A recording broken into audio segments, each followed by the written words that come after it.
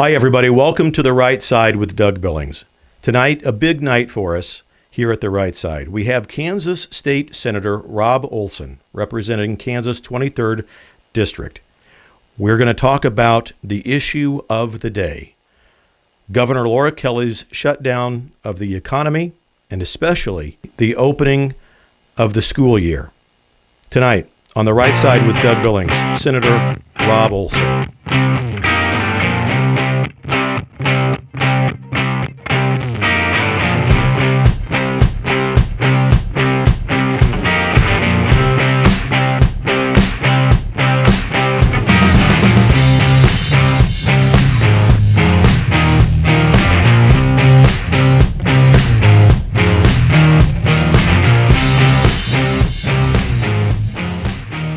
Okay, hi, everybody. Welcome back to The Right Side with Doug Billings. Senator Rob Olson from Kansas. Senator, thank you for being here tonight. Thank you for having me, Doug. I appreciate being on your show. You're welcome. We appreciate it, too. All of our viewers, the people of Kansas, we appreciate you taking the time to talk about a very serious issue. You know, we have a lot of parents and kids, high school age and younger kids, college kids for that matter, who are concerned, Rob, about Governor Kelly's decision to delay the beginning of the school year. These kids were already facing an early closure last year to the school year, which made them all very uncomfortable and nervous, a whole new dynamic of trying to learn on a Zoom screen and so forth. I want to get tonight your opinion and gut check on what we can do as citizens, as you know, citizens within the state of Kansas to get this governor to potentially change course, to get her under control, to give these kids, these parents and teachers hope for the future. The kids, you know, of all the people we talk to, children especially, have a sense of loss of hope and so forth. And I know this is a topic that's not new. You spent a lot of time talking about this, and I want to get you to just tell me and the folks watching, what's your gut check? What's your reaction to the stuff that I just said? Sure. Thank you. Definitely given a couple of speeches about this on the Senate floor before we left. I was very concerned when she closed the schools down completely across the state. As you know, there were several counties that didn't have the COVID or any cases. We should have never shut them schools down. That's number one. I mean, I'm one that's affected. My daughter is a senior, and she was supposed to graduate. She got robbed of her prom. We're supposed to have graduation here next week, and we're going to have a party for her Sunday, but she's really been robbed of the last quarter of her school year, and there was really no reason to shut it down. I mean, everybody wants to take this serious. We don't want to spread the COVID-19, but what I've seen, I don't know why the governor, and now she's talking about delaying the school year next year. All the sport activities, these are things our kids work for day in and day out, scholarships, the academics, so they can get into college and further their education. And this governor is robbing them of that, and I don't know why she's delaying the school year next year. We need to get back to normal. It's time that we put this past us and we start operating more at full capacity and operating in normal capacity. Right now, you know, yes, it's a scary time. You can get the COVID-19 and get real sick, but we have no option but to get this economy open. We're losing tax revenue in this state, which is going to cause a large tax increase next year after the elections they'll probably be talking about. And one of the reasons is because a large portion of our state shut down. Now, if you look at her last executive order on the mask order, 15 counties are using have the mask order. The rest of the state, the other 90, do not, and they realize they cannot shut the economy down and keep their own local economies thriving. But I think back on this topic of schools, we've got to get them open, and we've got to get back to normal business. It's hurting our kids, their mental health. I've got also an 8th grader, and you know he's been out of school now for 4 months, and it's been a long time. and he's starting to act like we might not never go back to school, and I know that worries his mother.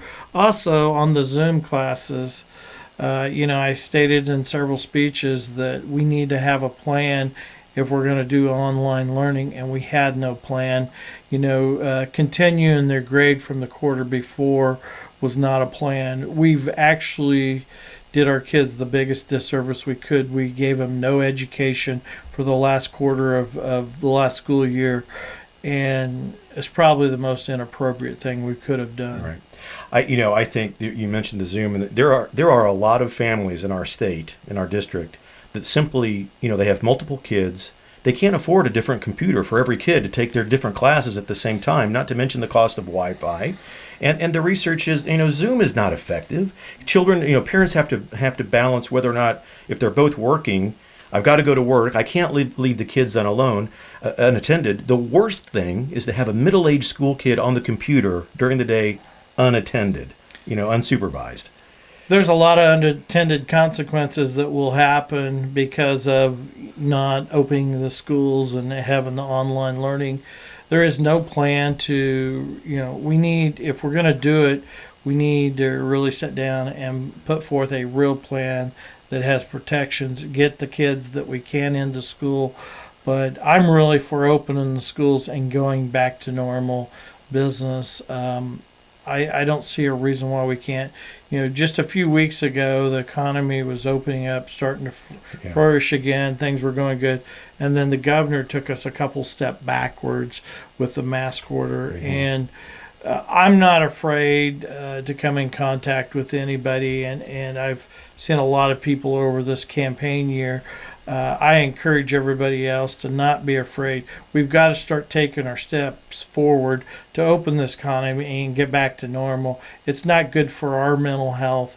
It's not good for our kids' mental health. And it's not good for our kids' education, because right now, they've missed 3 months of education that they're going to be set backwards.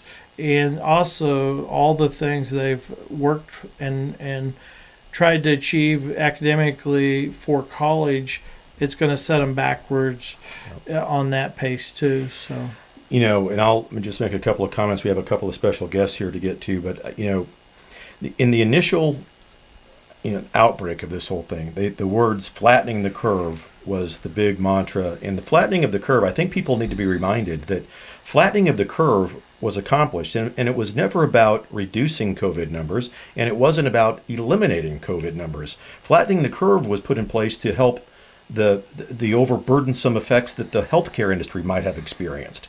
So, and then once we made sure that the hospitals weren't overburdened, that herd immunity would then take over. That was the whole reason behind flattening the curve, and that this whole thing would have to then, be left to the herd immunity. And now we've just taken it to the next step. And I think that if you, Senator, and I'm sure you have, as you talk to the students in the state, almost to a T, a vast majority of the students themselves want to go back to school. And anybody under age 45, my final point, anybody under the age of 45 is statistically unaffected by this thing. And asymptomatic people can't spread it.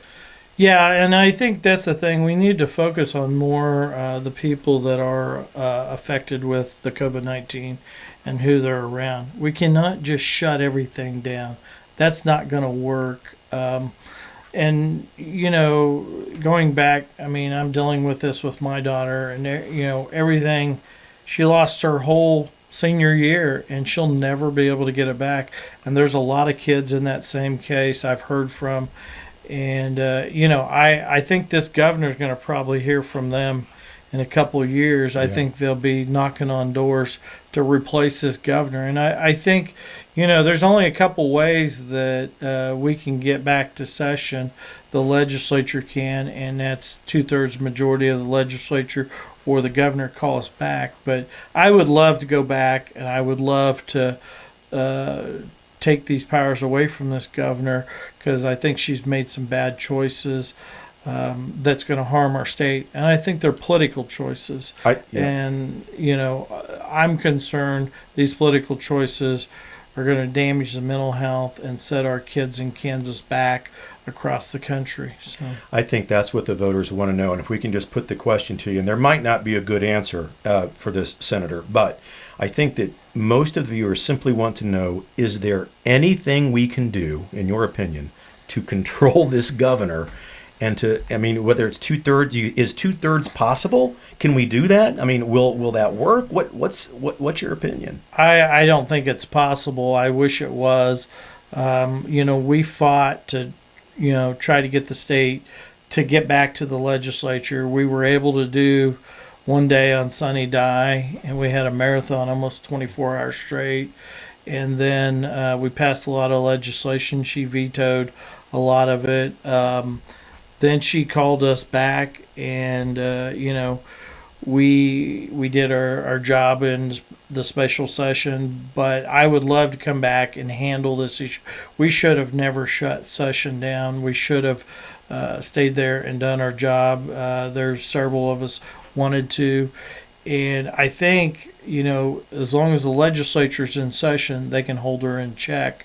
And when we're out of session, there's really no good remedy for this governor to be held in check, and she wanted to get us out of town. I understand that, Senator. Thank you. Ladies and gentlemen, we're talking with Senator Rob Olson from Kansas, and this is The Right Side with Doug Billings. I want to bring in a couple of special guests that we have in the studio here tonight, a couple of high school students, seniors. They will hopefully get to celebrate and take part in their senior year this year at Olathe South High School. We have Senna McMullen and Michael Billings. Senna and Michael, you want to come on in and join us? Senator, if you want to just scoot over and stay in this room with us. Yeah, Senna, Michael, come on over here. Senna, can you, as a high school senior, can you tell the senator and me and our audience just, your opinion about this whole thing? You've heard us talking about this. How has it affected you? What's your opinion about it? What do you want to say from your heart to the governor and to the senator? For us, we were juniors this past year, and it's really hard because junior year is supposed to be really important and really crucial for your college years, and to prepare for it that way, especially if you're planning on playing college sports, which I plan on playing soccer. And it's really hard to be able to apply for scholarships and apply for schools at this point now that school's been canceled.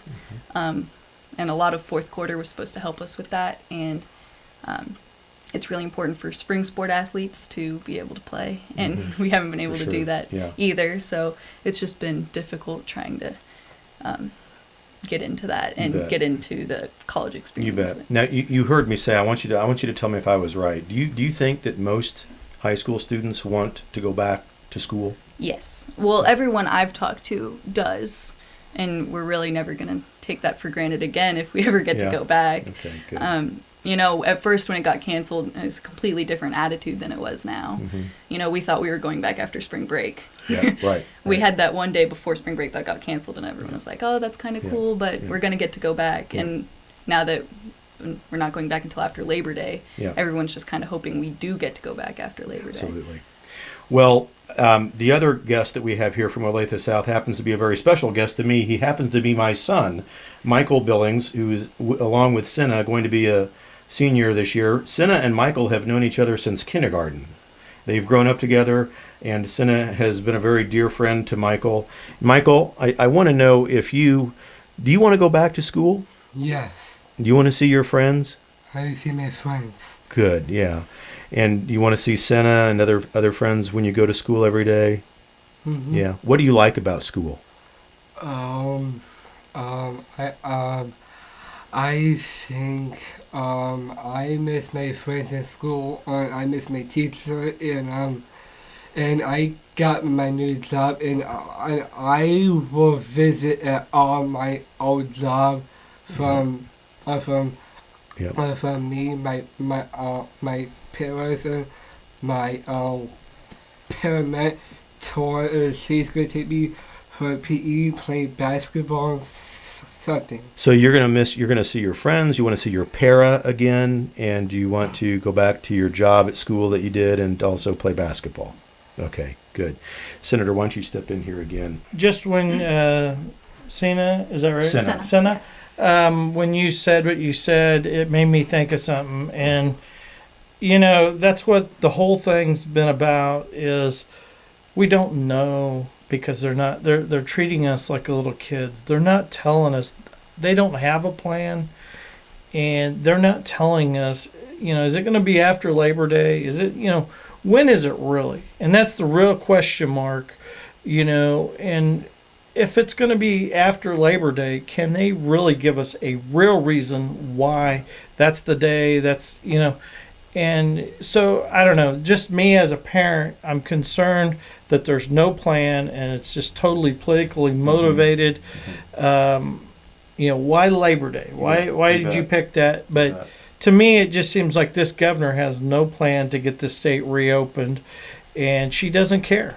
Absolutely. Ladies and gentlemen, this has been a very special edition of The Right Side with Doug Billings. We've had a great conversation with Senator Olson and Senna and Michael, two students from Olathe South High School.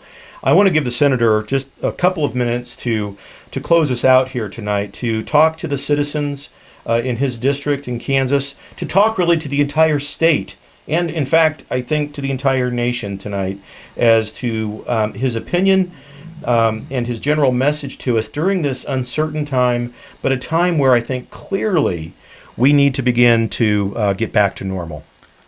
Thank you, Doug, again. Want to thank you for having me on the show.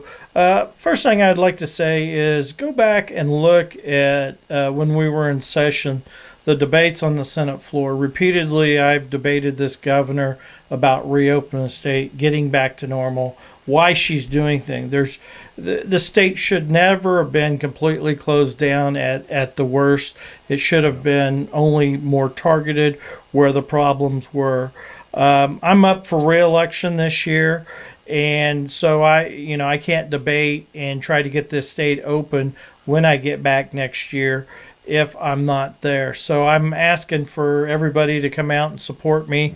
But no, I'm going to keep the fight going. I'm a strong supporter of getting the state back open, getting everybody back to work, and getting back to normal, because that's the best thing for our mental health. That's the best thing for us as individuals. And one of the things we didn't touch on when we were at the peak, we shut the hospitals down, the preventative care. There was a lot of deaths, and I lost my father in that time period from a heart attack. There was a lot of deaths that normally would have been prevented from that preventative care. So there's a lot of things you can take away from what happened in this state, but we need to get this open. So I encourage you to write, call, email, contact your legislator, the governor, any elected official you can, and bug them until they bug the right people to get this state open. So, Senator Rob Olson from the 23rd District in Kansas, we appreciate you coming on The Right Side. I really do appreciate it. Good luck in your campaign. Thank you. All right.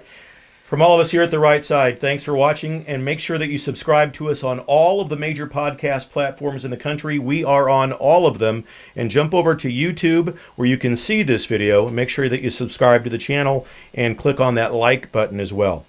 Thanks a lot. May God continue to bless you, and may He continue to bless the United States of America. Good night.